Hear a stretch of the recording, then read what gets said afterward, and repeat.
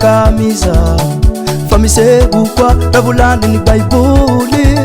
eto antani fatisira bilami lungu kuti susirutandra tawayaya nanaiya fangai na lungwa kino mziso batebuli tena maprunda taitatu ngazwani ngulwe fatatera kabingirani vulangi Jesus awanatini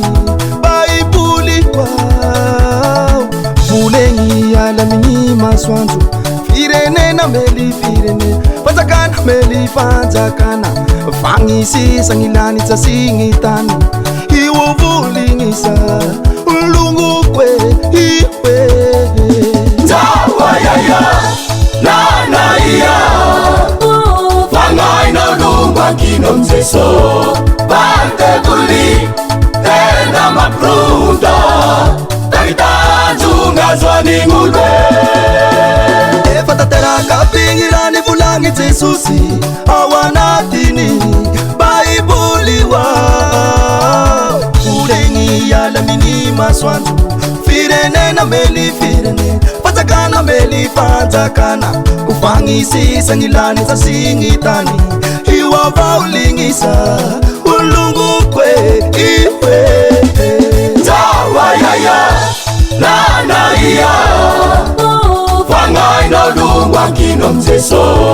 batebuli tena maprunda taitatu ngazwani ngulwe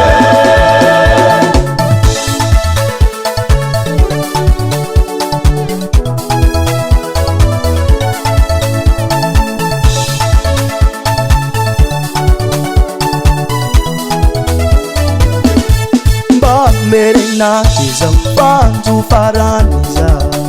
mibeba ihatinu hanene abao etwantani patisira tamani lungukuti susurutandra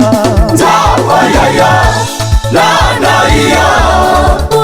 fangai na lungwa kino mziso batebuli tena maprunda taitatu ngazwani ngulwe fatatera kabingirani vulangi Jesus awanatini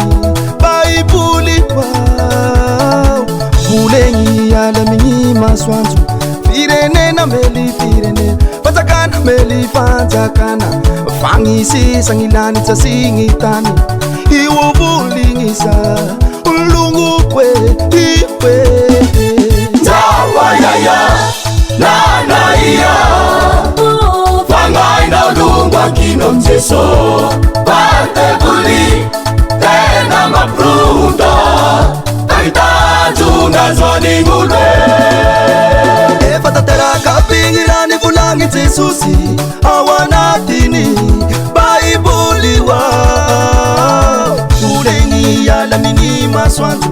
firene na meli firene panzakana meli panzakana kufangisi sangilani tsasingitani